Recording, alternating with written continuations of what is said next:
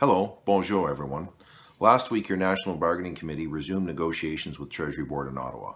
Backed up by 300 plus members, the message was loud and clear.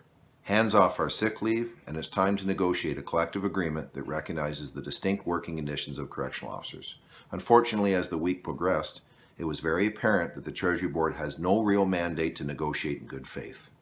Next week, the National Executive will sit down with the regional vice presidents in charge of mobilization to develop strategies in the coming weeks to ensure that the government hears us loud and clear and to ensure that they give appropriate mandates to sit down and negotiate a collective agreement that respects our working conditions.